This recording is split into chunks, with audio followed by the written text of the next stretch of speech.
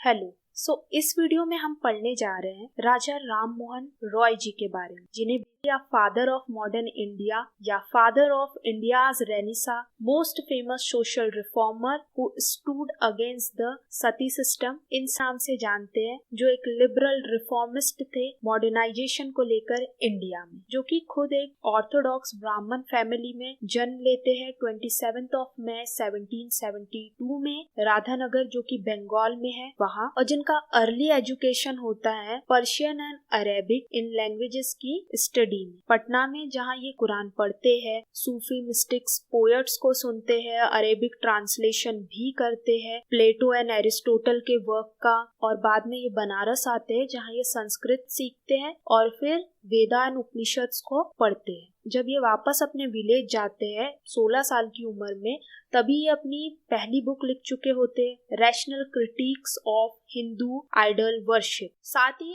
1803 से लेके 1814 तक के ये ईस्ट इंडिया कंपनी के लिए पर्सनल दीवान के तौर पे काम करते हैं और 1814 में अपनी इस जॉब से रिजाइन भी कर देते। बाद में कलकत्ता मूव हो जाते in order to devote his life to religious, social and political reforms. जैसा कि ये बचपन से सारी चीजें अलग अलग डोमेन में पढ़े हुए होते हैं, नॉलेज गेन किए होते हैं, तो इनका एक इंक्लिनेशन उस एज से ही जो चीजें सोसाइटी में गलत देखते हैं उसके अगेंस्ट में होता है। नवंबर 1830 में ये इंग्लैंड जाते हैं एडवोकेट करने के लिए उस एक्ट को जिसमें प्रोविजंस होते हैं सती सिस्टम को बैन करने के लिए। तो इस प्रोसेस में किसी भी तरीके का कोई रुकावट ना आए या कोई इसे काउंटरैक्ट नहीं कर पाए नलिफिकेशन को, तो ये खुद जाके इसको एडवोकेट करते हैं इंग्लैंड। और इन्हें जो राजा की जो टाइटल है वो मुगल एम्परर अकबर सेकंड के द्वारा दी जाती है, जिनके की प्रॉब्लम्स को, ग्रीवियांसेस को ये ब्रिटिश किंग के सामने प्रेजेंट करते हैं। सो रिटर्न आने पर अकबर सेकंड इन्हें राजा का टाइटल देते हैं। और साथ ही रविन्द्रनाथ टैगोर अपने एड्रेस में entitled as inaugurator of modern age in India, भारत में मॉडर्निटी को लाने वाले, इनॉग्रेट करने वाले, उनके इस एड्रेस में, स्पीच में टैगोर राम मोहन रॉय के लिए लिखते हैं वो एक लूमिनियस स्टार थे in the firmament of Indian society. और यही नहीं, in the maker of modern India, जो कि पेंगुइन बुक्स पब्लिकेशन की बुक है, रामचंद्र गुहा जी द्वारा लिखी हुई, जिसके की राइटर थे हिस्टोरियन रामचंद्र गुहा जी, वो भी लिखते हैं Roy was unquestionably the first person on the subcontinent to seriously engage with the challenges posed by modernity to traditional social structure and ways of being. And he was also one of the first Indians whose thought and practice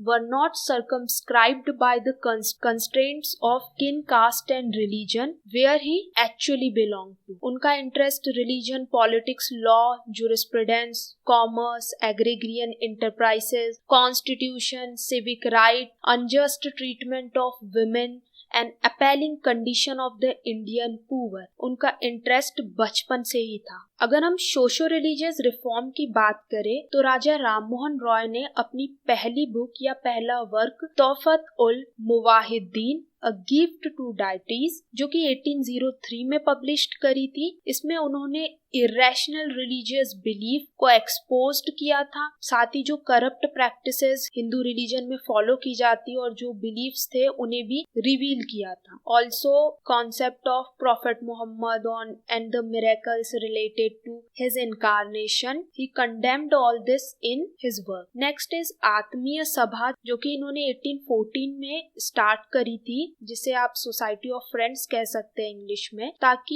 ये nurture कर सके अपने philosophical discussion को, idea of monotheism को बाकी अपने जैसी सोच रखने वाले लोगों के साथ में, और साथ ही कैंपेन कर सके एडल्ट्री, कास्टिज्म, चाइल्ड मैरिजेस और बाकी अदर सोशल इविल्स के खिलाफ। और यही आत्मीय सभा आगे चल के ब्रह्मो समाज में कन्वर्ट होगी या उसके लिए एक रास्ता बनाएगी, जो कि सेट हुआ था 1828 में with Debendranath Tagore and Raja Ram Mohan Roy's effort. Debendranath Tagore जो कि फादर थे रविन्द्रनाथ टैगोर जी के। आगे बात करें तो 1817 में ये कोलैबोरेट करते स्कॉटिश फिलॉन्थ्रोपिस्ट डेविड हेरे के साथ में हिंदू कॉलेज सेटअप करने के लिए, जिसे कि अब हम प्रेसिडेंसी यूनिवर्सिटी के नाम से जानते मानते हैं। और आगे जाके वही एंग्लो हिंदू स्कूल भी स्टेब्लिश्ड होता है 1822 में। 1825 में वेदांता कॉलेज का स्टेब्लिशमेंट कराते हैं, जहाँ पे कि इंडियन लर्निंग और western social and physical sciences इन सबकी स्टडीज साइमल्टेनियसली प्रोवाइड की जाती है। 1830 में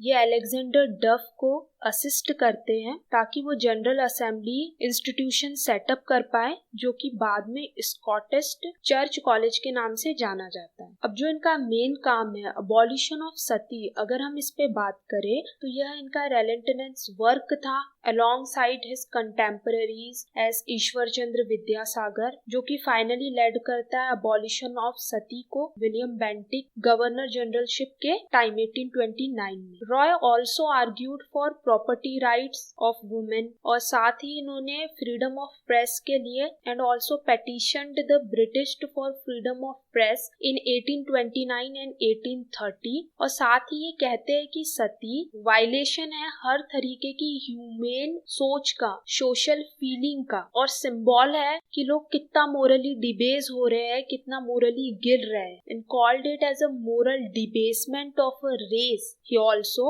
stood against child marriages, illiteracy among womens, और जो दयनीय सिचुएशन थी विडोज की, उसके खिलाफ भी ये काफी अवेयर्ड तरीके से खड़े थे। और ये फुल्ली डिमांड करते हैं सोसाइटी में कि इनहेरिटेंस राइट होने चाहिए विमेन को, ना सिर्फ पेरेंट्स की प्रॉपर्टी में बट ऑल्सो इन लॉज की प्रॉपर्टीज में भी। Now back again to the Brahmo Samaj, founded ब्रह्मो सभा इन 1828, जो कि बाद में ब्रह्मो समाज में कन्वर्ट हो गई। ये पहले इंटेलेक्चुअल रिफॉर्मर थे जो रिफॉर्म करना चाहते थे इंडिया को टुवर्ड्स मॉडर्निटी। साथ ही इन्होंने रैशनलिज्म, एनलाइटमेंट इन इंडियंस, इन सारी चीजों पे भी काफी ध्यान दिया, जो कि फाइनली कंट्रीब्यूट करते हैं भारत के नेशनलिस्ट मूवमेंट में। अब ये ब्रह्मो समाज भी स्प्लिट हो जाता है 1866 में। One is Brahmo Samaj which was led by Keshab Chandra Sen, जो कि बाकी दूसरे धर्म को, बाकी दूसरे रिलीजन को एक्सेप्टेंस नहीं देते ब्रह्मो समाज के अंदर।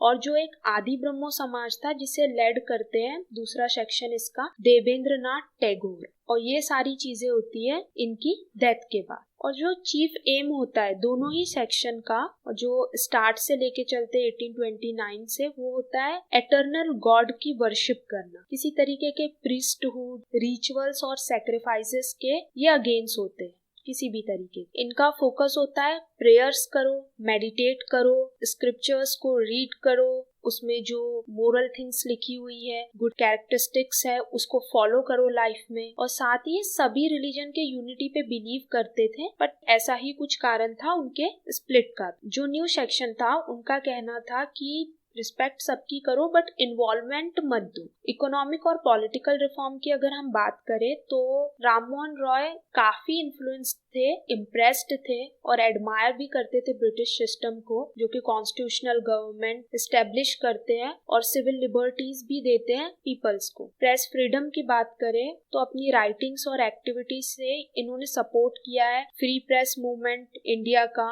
और जब प्रेस सेंसरशिप रिलैक्स हुआ लॉर्ड हेस्टिंग के टाइम 1819 में, तो राममोहन रॉय ने 3 जर्नल्स भी निकाले अपने लिखे। फर्स्ट ब्राह्मणिकल मैगजीन जो कि 1821 में आया करती थी, दूसरी थी weekly magazine the Bengal weekly, and Sambad Kaumudi जो कि नाम है बंगाल वीकली का 1821 में, एंड पर्शियन वीकली जिसका की नाम था मिरात उल अकबर। टैक्सेशन रिफॉर्म्स को लेके इनके क्या आइडियाज थे, तो जो भी ऑप्रेसिव प्रैक्टिसेस हो रही थी बंगाली जमींदार्स के द्वारा बंगाल में, ये उसे कंडेम्ड करते थे, उसके अगेंस्ट थे और फिक्स मिनिमम रेंट को डिमांड कर रहे थे उस टाइम में कि लोग अपनी मोनोपोली न चलाए, अपने हिसाब से ना जो एलिटिस्ट ग्रुप है वो सारी चीजें लेके आए। और साथ ही ये टैक्स फ्री लैंड चाह रहे थे, डिमांड थी कि टैक्सेस को अबॉलिश कर दिया जाए। He also called for a reduction of export duties on Indian goods, जो कि अब्रॉड में जा रहे हैं, तो एक्सपोर्ट ड्यूटी को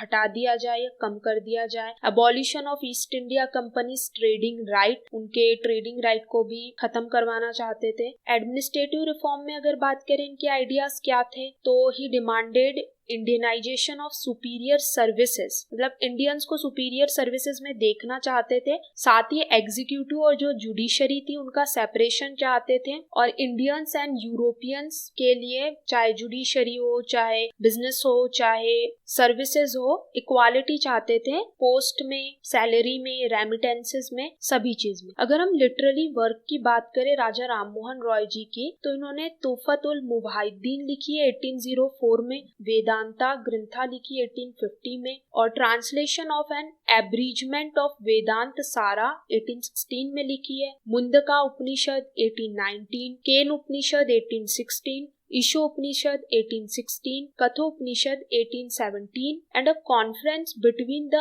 advocate for and an opponent of practice of burning widows alive, ये इनकी पूरी बुक का टाइटल है जो कि उन्होंने 1818 में लिखी है। A defense of Hindu thesis written in 1820, The precept of Jesus, The guide to peace and happiness, ये इन्होंने लिखी 1820 में। बंगाली ग्रामर 1826 में लिखे हैं। The universal religion 1829 में लिखे हैं। हिस्ट्री ऑफ इंडियन फिलोसफी 1829 में, एंड गौड़िया व्याकरण 1833 में। और अब हम बात करते हैं इंटेग्रिटी और एप्टीट्यूड क्या होता है, और ऐसी पर्सनालिटीज क्यों हमेशा के लिए इतनी फेमस, इतनी पॉपुलर हो जाती है, और उनके वर्क कैसे इतना इफेक्ट कर जाते हैं। जैसे हम देखते हैं कि एक बहुत प्रॉस्परस अपर कास्ट ब्राह्मण फैमिली में जन्म लेते हैं, और साथ ही इनका सारा जो बचपन होता है वो इसी सारे फ्रेमवर्क में बीतता है। ऑर्थोडॉक्स कास्ट प्रैक्टिसेस जो भी उनके टाइम में होती थी, उन सभी चीजों के वो बीच थे, जैसे चाइल्ड मैरिजेस, पॉलीगैमी, डाउरी, सारी चीजें प्रिवेलेंट थी उस वक्त हायर कास्ट में, और इनकी खुद की भी बचपन में एक से ज्यादा शादी